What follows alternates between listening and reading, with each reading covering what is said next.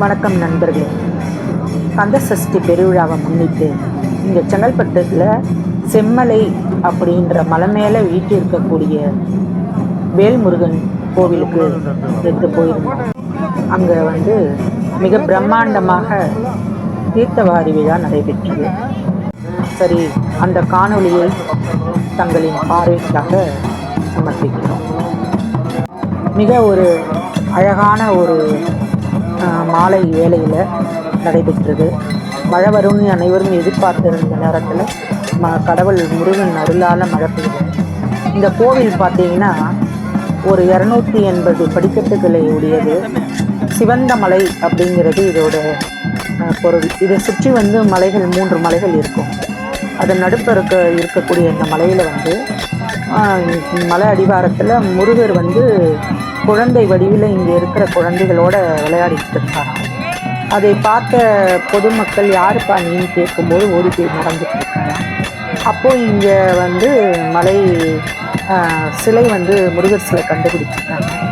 அதுக்கப்புறம் இங்கே இருக்கக்கூடிய முருகன் அடிமை ஐயா காஞ்சி பெரியவரை கேட்டு அதற்கப்புறம் எழுப்பப்பட்ட இந்த வேல்முருகர் கோவில் மிக ஒரு அற்புதமான மலை மேலே இயற்கையை சூழ்ந்த அழகோட அமைதியான சூழ்நிலையில் இருக்குது.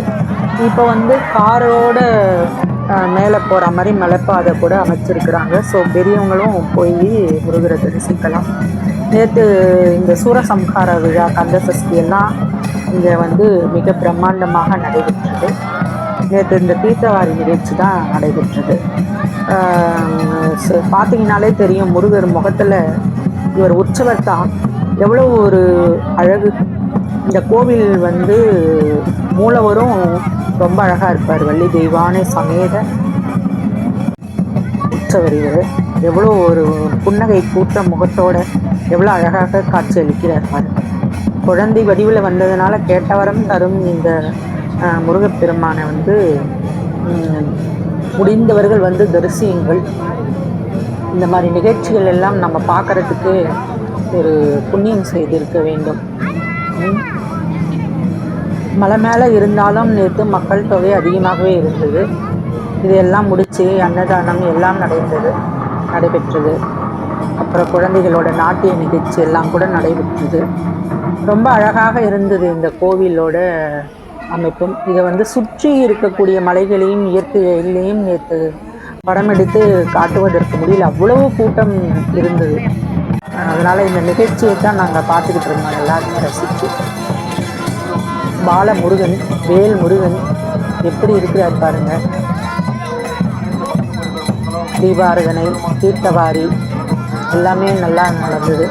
புஷ்ப அலங்காரத்தில்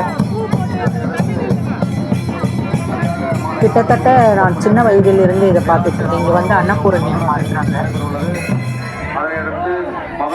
ரொம்ப அற்புதமான கோவில். வாருங்கள், பயனடைங்கள். ஓம் முருகா போற்றி.